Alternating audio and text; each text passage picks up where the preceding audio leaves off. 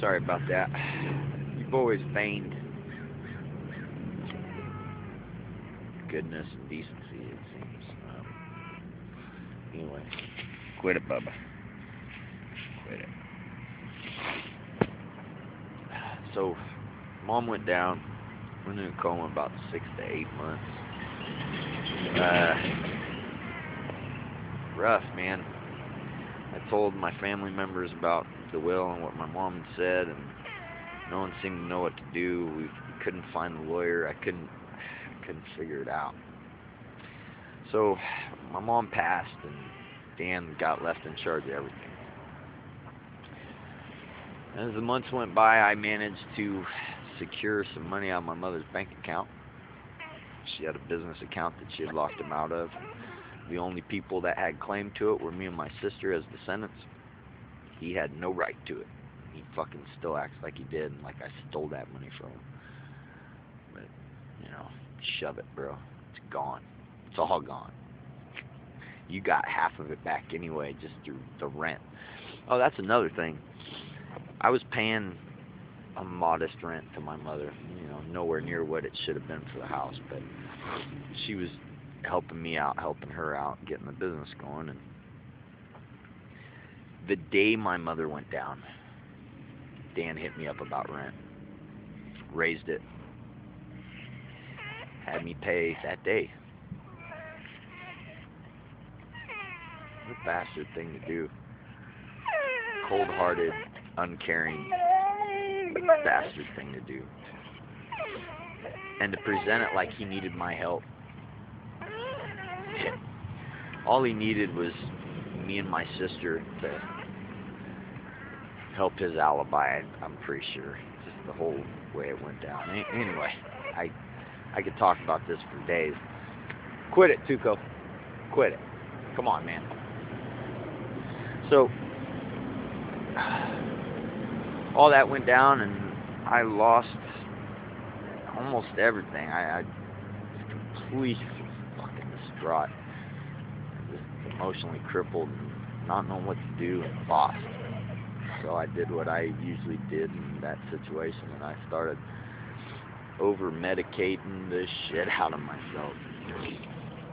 Now, sometime through all this, I drugged a sweet little girl named Brittany Gannon, who I loved very dearly, through all this shit with me. And she was a saint about it. But the problem with being young and going through something like that is when it's not your family, it's a real rough thing to watch a loved one go through. And her addiction problem and my addiction problem did not mesh well together given the circumstances. And I helped her dive into some things, and she kept me from being able to stay away from some things. And I'm not blaming anybody, but it wasn't good for either of us. So there I go, taking off, and then we started arguing. We got in this huge fight at the end of it, and Tracy's Swinist, Tracy PD, they drugged me out of my house at 4 a.m. butt naked on the assumption that I had beat this little girl. I didn't. I've been vindicated to all that. You guys could look it up. The charges that were pressed against me were pretty ridiculous. Corporal punishment on a loved one or spouse, and oh God, what was the other one? Oh, false imprisonment. Well, when I was being hit, I tried to restrain her and keep her safe. She'd thrown her elbow through a damn glass window. And, that's pretty much why the cops took me away and were so forceful and violent about it, because, I could see how it looked. But when you got me and her both telling you the same story, it's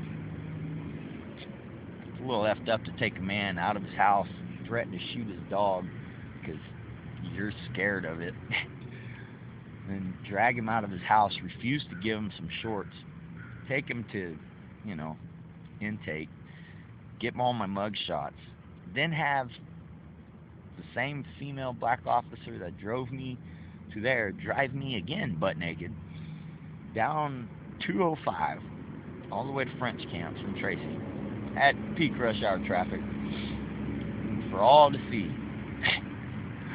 Now, what's messed up about that is I got my shorts at intake. They gave me some styrofoam shoes and a jail t-shirt.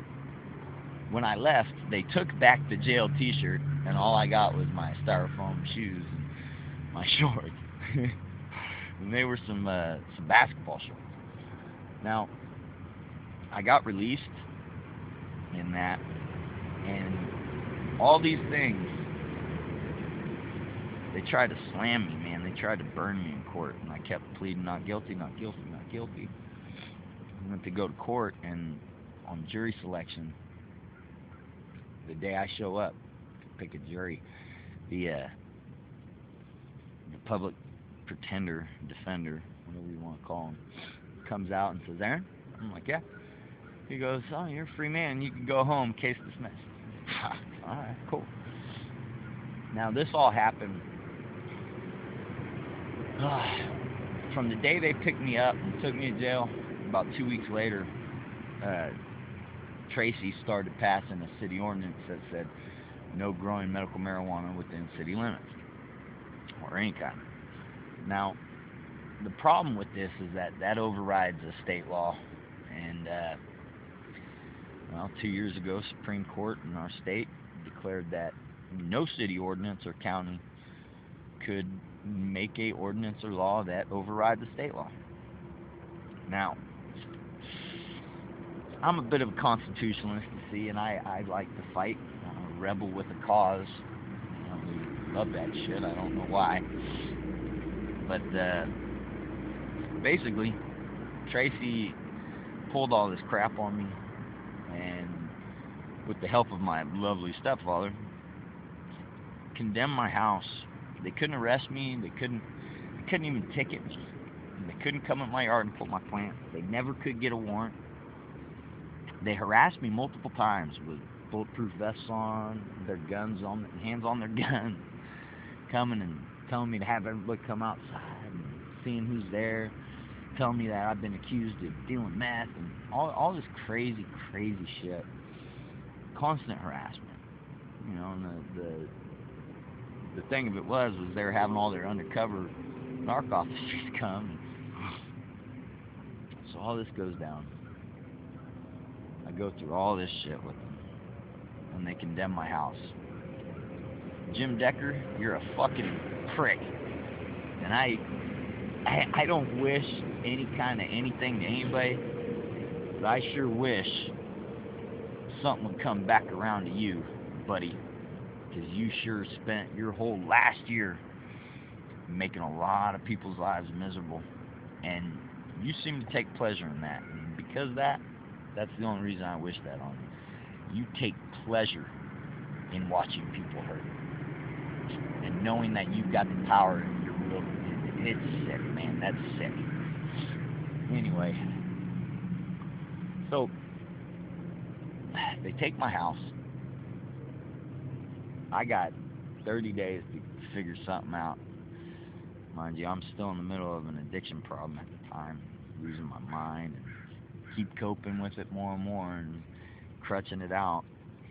And then a buddy of mine sees me walking the streets and thought it was an injustice. He was kind enough to take me to a place where I could stay for a while.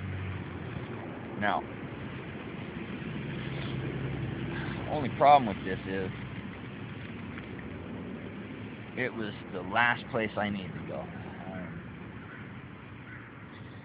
Desperate times, desperate situations, I fell into doing some things I'm not too proud of. And, it led me down the path of more usage than I've really been ready or prepared for ever. It made me snap. I stayed up about 2.5 months with an hour to 3 hours of sleep a night, and everything was fine. I felt normal, wasn't high, I just felt awake. And then all of a sudden, reality and non-reality start blurring for a while. Now, I know a lot of it,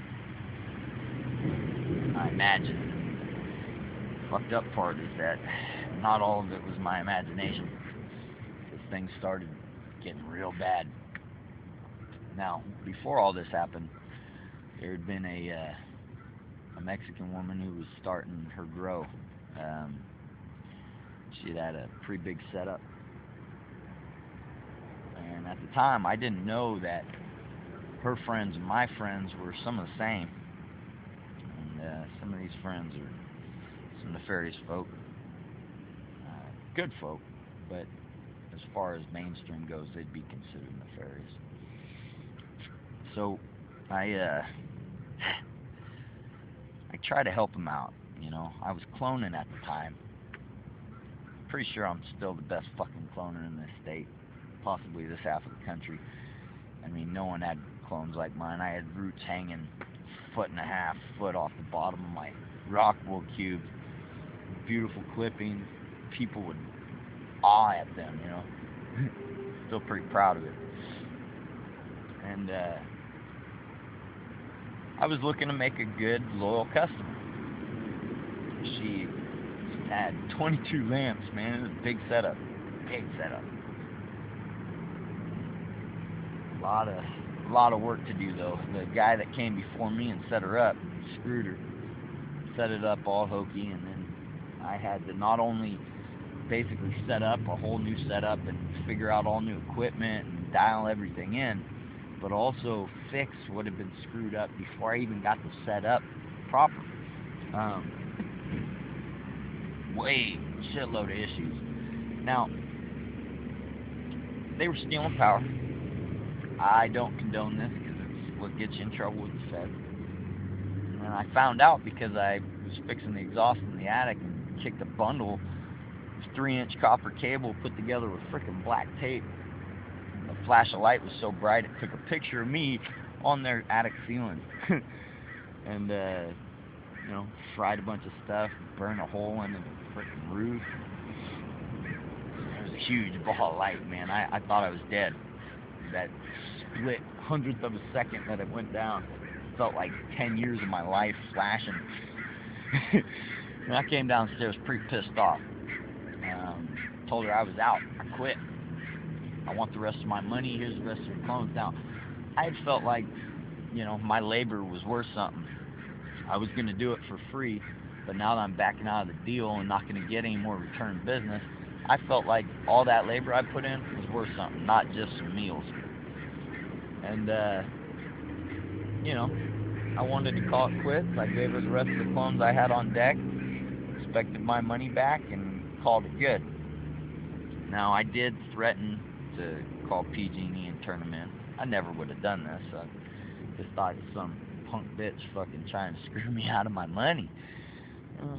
Apply a little pressure. Sometimes people comply. Pain is compliance and whatnot. Now, I never called. Time went by. They didn't know what to do with it, and I was getting desperate and grimy, and there was a couple of times I thought about robbing them, talked about it. Never gave them away, but apparently somebody robbed them, and I don't know what all happened. It must have been something terrible, because somehow through fate she met the man that runs my town on the underside of things. And by the way, boss, you're an impressive son of a bitch. I don't know if I've told you this already, but wow. My hat's off to you, sir. And I know y'all think I still owe you or whatnot. I appreciate y'all letting me lead with my life. But for now, things are in limbo. When I return, who knows? Maybe I can set things straight and have everybody happy again. That's my intention. But I'd like to be clear of all that